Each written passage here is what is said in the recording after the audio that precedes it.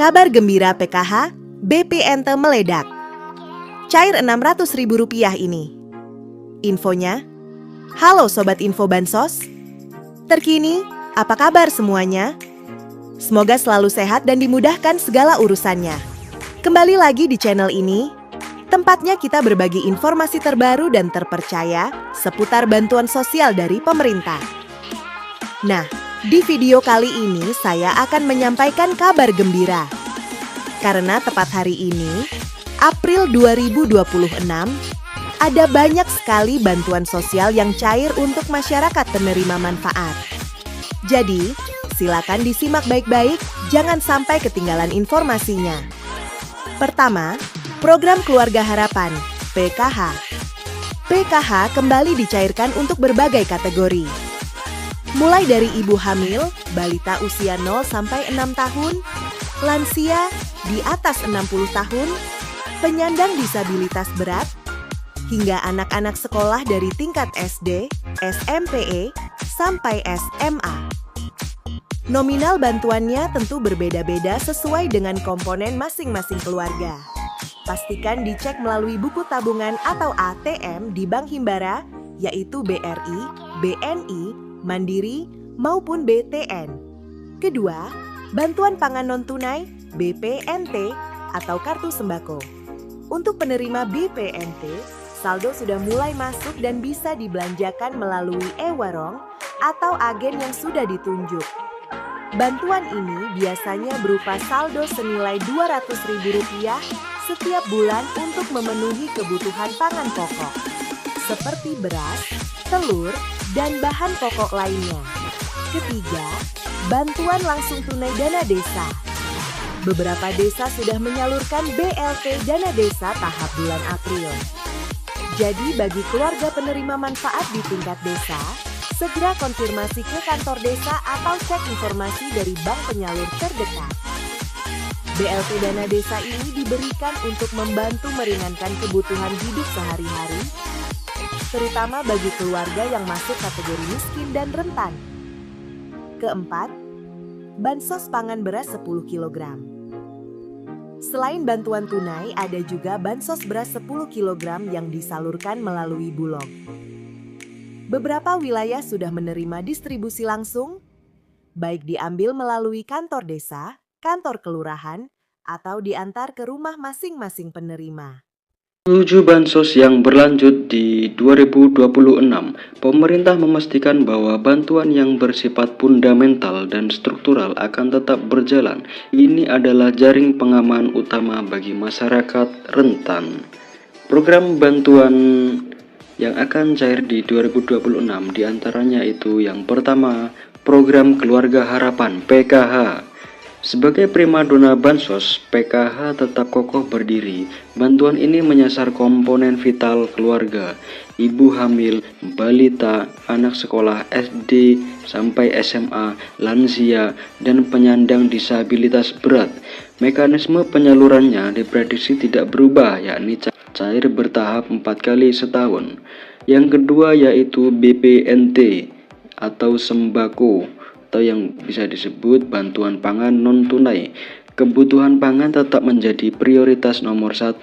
Meski ada wacana transformasi ke direct cash, transfer uang digital untuk efisiensi program ini dipastikan aman, yaitu dalam artian program BPNT masih terus berlanjut di 2026. Yang ketiga yaitu bantuan PIP, Program Indonesia Pintar. Komitmen mencerdaskan bangsa tidak surut. Anak-anak dari keluarga prasejahtera tetap dijamin akses pendidikannya melalui bantuan tunai PIP. Jadi PIP di 2026 akan tetap berlanjut. Yang keempat yaitu PBI JKN atau Kartu Indonesia Sehat gratis dari pemerintah.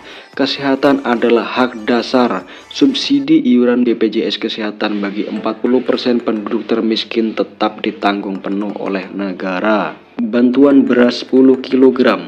Program cadangan pangan pemerintah CPP ini diprediksi kuat akan diperpanjang, berfungsi sebagai bantalan saat harga beras gejolak, atau terjadi kerawanan pangan.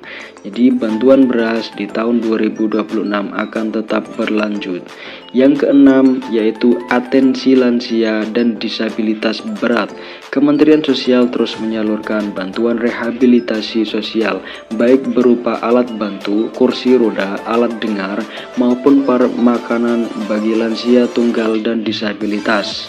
Untuk yang ketujuh, bantuan pena pahlawan ekonomi Nusantara. Ini adalah bintang baru bagi KPM usia produktif di bawah 40 sampai 45 tahun yang sudah lama menerima bansos.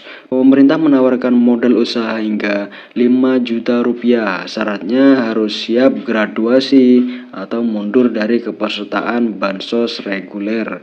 Setelah usahanya mandiri ya. Jadi nanti akan ada pengembangan apa skill-skill yang bisa dipelajari dan dipraktekkan.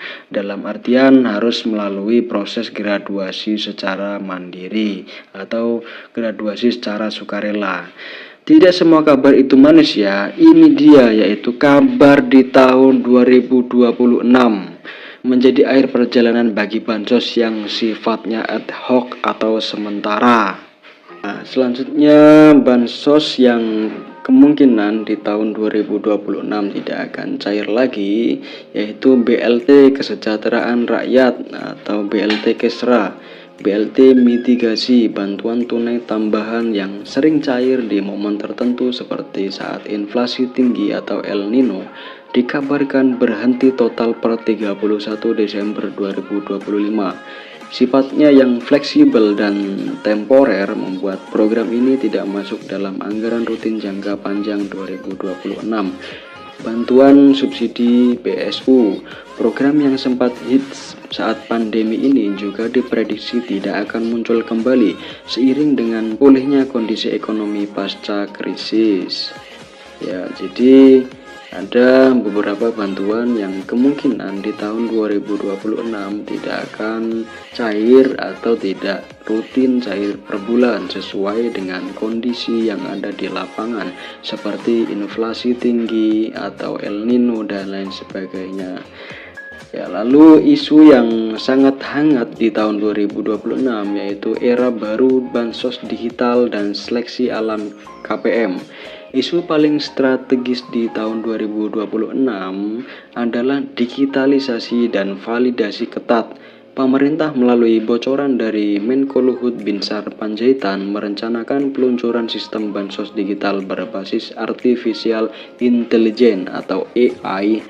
Tujuannya yaitu memberantas hantu bansos alias penerima fiktif, penerima ganda atau salah sasaran. Jadi concern pemerintah sangat concern di situ ya. Seperti penerimanya yang nggak ada atau bansosnya tetap cair, meninggal tetap bansosnya cair, atau penerima ganda atau salah sasaran. Itu pasti menjadi concern agar efisiensi menggunakan artificial intelligence. Apa konsekuensinya bagi KPM jadi KPM yang terdeteksi sudah mampu secara ekonomi, memiliki aset, gaji UMR atau di atas UMR dan lain sebagainya yang intinya mampu akan langsung dinonaktifkan dari DTKS, data terpadu kesejahteraan sosial.